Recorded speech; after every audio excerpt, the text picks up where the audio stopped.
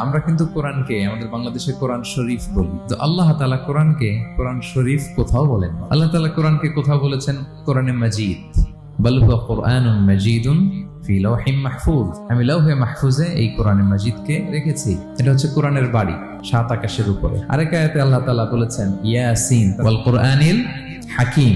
তাহলে আরেক আয়াতে কোরআনে হাকিম বলেছেন, প্রজ্ঞাময় কোরআন, কোরআন শরীফ বলেন নাই। সূরা ওয়াকিয়ার আরেক আয়াতে আল্লাহ তাআলা বলেছেন ইন্নাহু লাকুরআনুন কারীমুন ফি কিতাবিন মাকনুন। এখানে বলেছেন কোরআনে কারীম।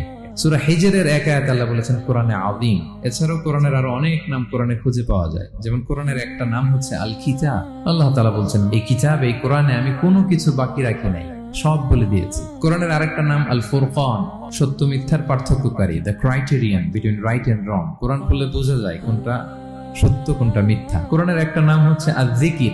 আমরা অনেকে মনে করি শুধু সুবহানাল্লাহ আলহামদুলিল্লাহ এগুলাই জিকির, না, কোরআনটাও একটা জিকির। আল্লাহ তাআলা বলছেন নিশ্চয়ই আমি এই জিকিরকে মানে কোরআনকে নাজিল করেছি, আমি এই কোরআনকে সংরক্ষণ করব। তাহলে আল্লাহ বললেন কোরআনে মাজিদ, তিনি বললেন কোরআনে হাকিম, তিনি বললেন কোরআনে কারীম, কোরআনে আযীম। কিন্তু এগুলো সব থেকে আমরা কি বলি?